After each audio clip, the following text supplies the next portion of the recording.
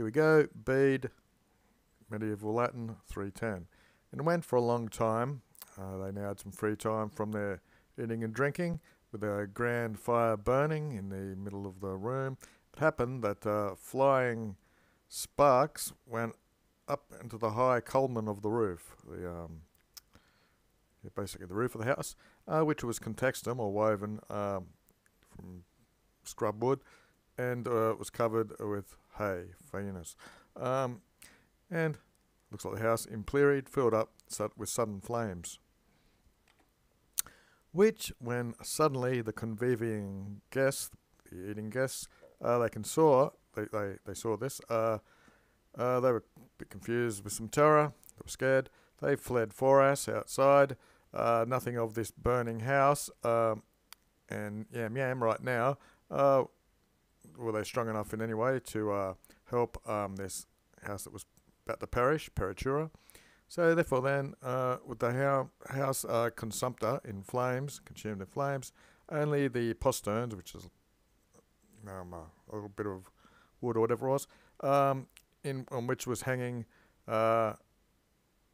shut in this. So the thing that was hanging, which was filled with dust from that holy place, it was safe from the fires and remained intact. Bede absolute, with this virtuous sight seen, they marvelled, Valdi, greatly, and inquiring into the finer details, they found that because the dust had been absumpted or taken up from that place, pulvis is the dust, where the blood had been effused or poured out of King Oswald. So that's what they found. With these things out in the open and far and wide, these miracles have formulated. What do we got in English? The fame of them have gone far and wide. Through many days, they frequented this place, and there they began to take for themselves and for their own people some healing and the grace of the miracle. 314. Now there was King Oswini, whatever that is in English. He was Venus-like in his looking. He was handsome, and in his stature he was sublime, which means high.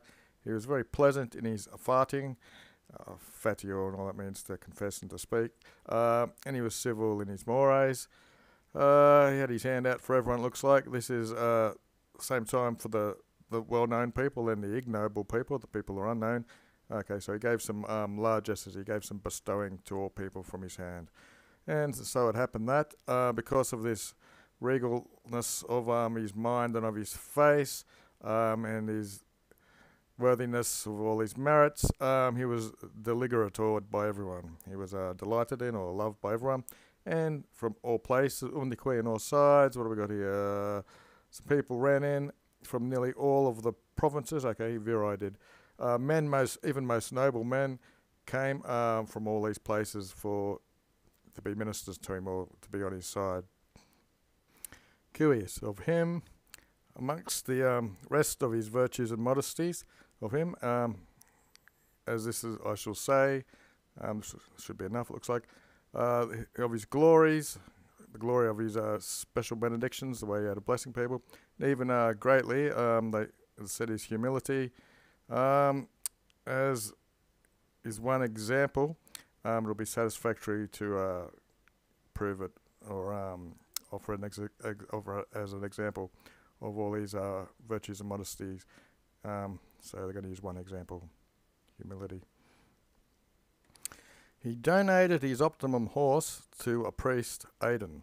One of my nephews is called Aidan, in which he who was accustomed although he was accustomed to walk, or to transition to places by the flowing of the river, or if necessity insisted in some sort of way, he'd continue along through the road. To him, when a small injection of time, after a little while, a certain pauper, he occurred to him and met, who was seeking some alms, whatever that is, it's alms in English.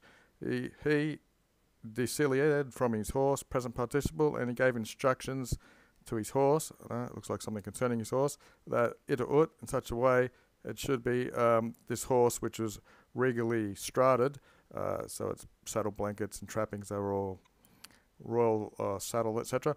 They should be given to the pauper. 4.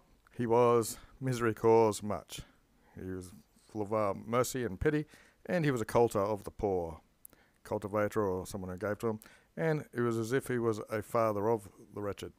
This, when it was related to the king, he was saying to his bishop, when by chance they're about to ingress into prandium, to lunch, and he's about to inquit something.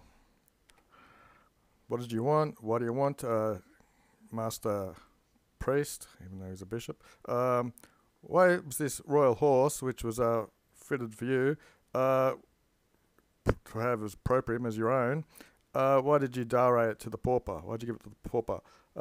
Surely, don't we have a lot of cheaper horses or of some other appearances, which are sufficient gifts for the poor? Although Ilum horse, you shouldn't be giving this horse, which was specially chosen to be possessed by you, your possession. Immediately, the episcopus priest said to him, he inquired, "What are you saying?" Sometimes quids, why? Why do you say this, Rex, king? Whether it was dearer for you, this son of a horse, female horse, quam, which means than he, the son of God, which is a man. So is a horse more dear to you than a human? Quibus dictus, for these things said, they introbanted into the lunch. Well,